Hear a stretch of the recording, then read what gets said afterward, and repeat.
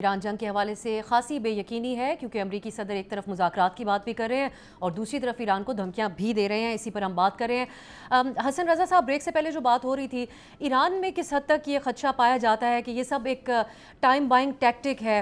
مختلف خبریں ہیں کہ امریکہ سے مزید ایک اسپیشل فورسز کو انفیکٹ، اور اس کے نمبرز بھی کوٹ کیے جا رہے ہیں میڈیا کی طرف سے، 3000 یا 5000 ان کو روانہ کرنے کی تیاری ہے مشرق وسطیٰ کی طرف. اس قسم کے خدشات وہاں پر موجود ہیں کہ اب گراؤنڈ سے پر انرجی انفراسٹرکچر ہو یا پھر انرش یورینیم کے حوالے سے بھی صدر ٹرمپ بیانات دیتے رہے ہیں، اس کو منتقل کرنے کے حوالے سے اب یہ قدم اٹھانے جا رہے ہیں. دیکھیں، ایران جو ہے وہ امریکہ کے ساتھ براہ راست یا حتیٰ انڈائریکٹلی بھی مذاکرات کے حوالے سے اس وقت جو ہے وہ آمادہ نہیں ہے، اور نہ ہی ایرانی قوم آمادہ ہے. یعنی ایرانی قوم جو ہے وہ در حقیقت اس کا جو بیانیہ ہے وہی یہاں کی جو لیڈرشپ ہے اسی کا بیانیہ ہے، یعنی عوامی جذبات کی عکاسی کرتا ہوا نظر آتا ہے.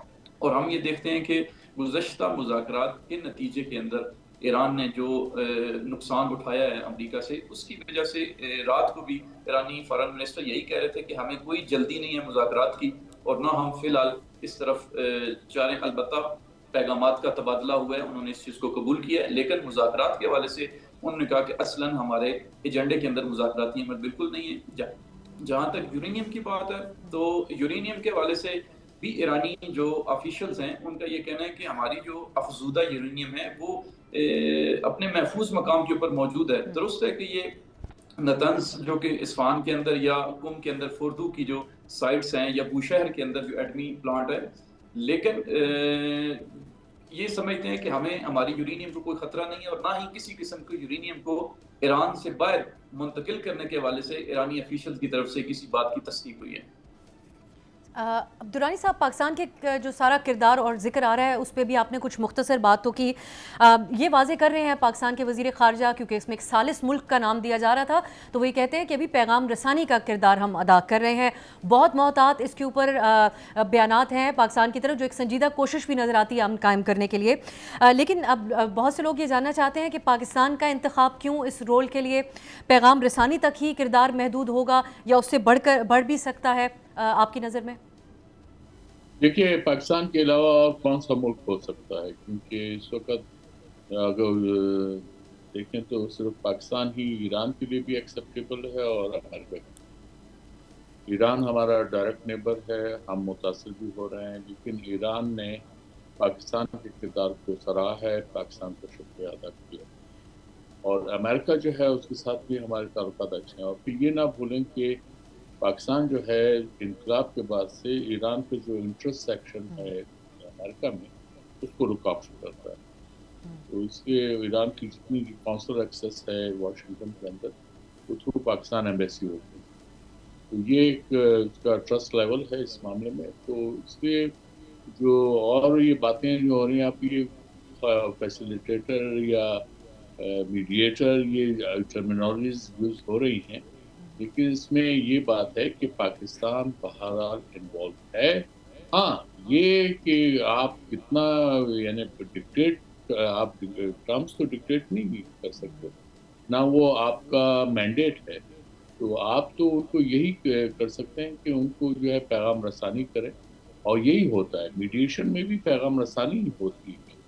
آپ کو یاد ہوگا پاکستان اور افغانستان کے درمیان جب سوویت افغانستان میں تھے تو وہ ایک انڈائریکٹ مذاکرات ہو رہے تھے. اس میں یو این جو تھے، یو این کے سیکرٹری جنرل یا ان کے نمائندے جو تھے وہ میڈیٹری رول پلے کر رہے تھے. اس لیے یہ چیزیں تو ڈپلومیسی میں ہوتی ہیں، کوئی اچنبے کی بات تو نہیں.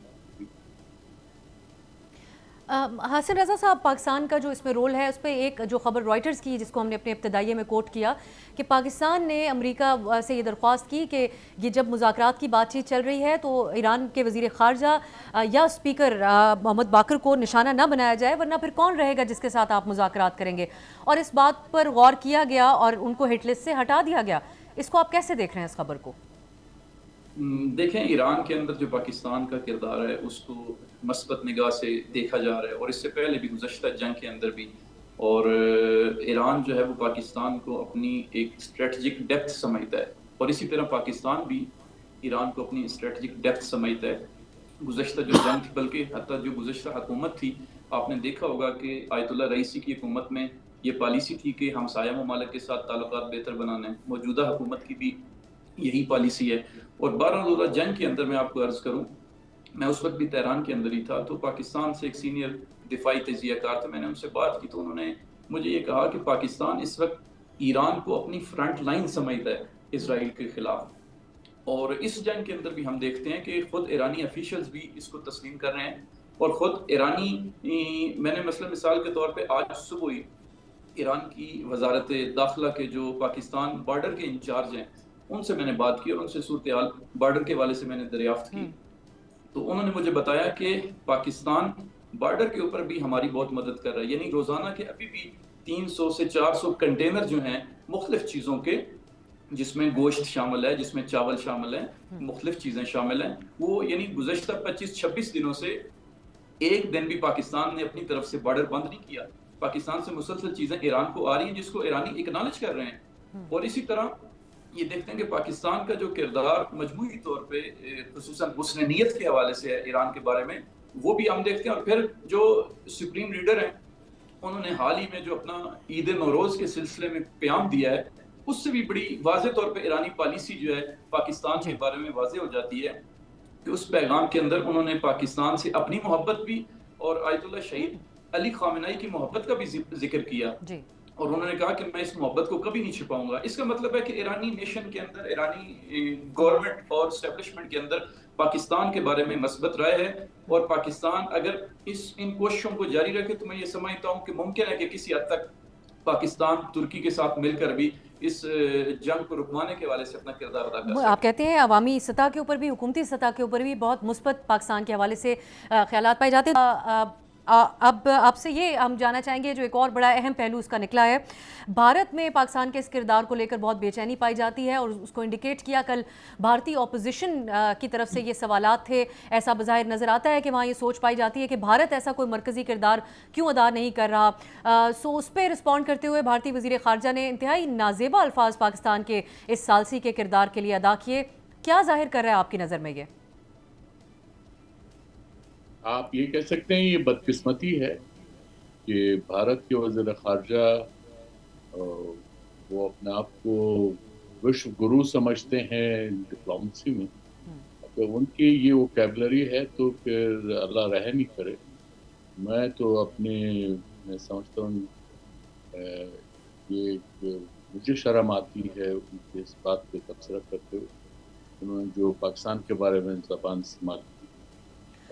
I can't stoop so low as far as Mr. Jaishankar is concerned. But یہ ظاہری طور پر، سفارتی طور پر جو ان کی irrelevance یا ناکامیاں رہیں وہی وجہ ہے، یا آپ سمجھتے ہیں کہ سارے معاملے کے اندر بھارت جو کہ خود ایران اور امریکہ دونوں کا ایک اعتماد تو انجوائے کرتا ہے، اس سے پیچھے رہ کر یہ بھی ان کے فورن پالیسی کا ایک حصہ ہی ہے کہ بھارت محتاط رہ رہا ہے سارے کانفلکٹ میں؟ دیکھیے اس میں بھارت نے اپنا جو اعتماد ہے وہ ایران کے سامنے کھو دیا ہے. وہ اٹیک سے 2 دن پہلے بھارتی وزیر اعظم مودی صاحب اسرائیل میں، اور وہاں ان کا جس طرح سے استقبال کیا گیا، اور پھر وہ اب دونوں اسرائیل اور انڈیا ایک دوسرے کو اسٹریٹجک پارٹنر سمجھتے ہیں. انہوں نے، اگر آپ کو یاد ہوگا لاسٹ ایئر جو انڈیا پاکستان کے درمیان ہوا، جو جنگ ہوا، تو اس میں اسرائیلی ڈرونز ہیرو یوز ہوئے. تو ان کے ڈیفنس کے لیول پہ بہت ایڈوانس ان کو کوآپریشن چل رہا ہے. جی وہ ہے. تو میرے خیال میں ایران نے اس کو نوٹس کیا، اور ان کی اس وقت جو خود انڈیا کے اندر جو ڈسپنسیشن ہے وہ بہرحال اینٹی مسلم ہے.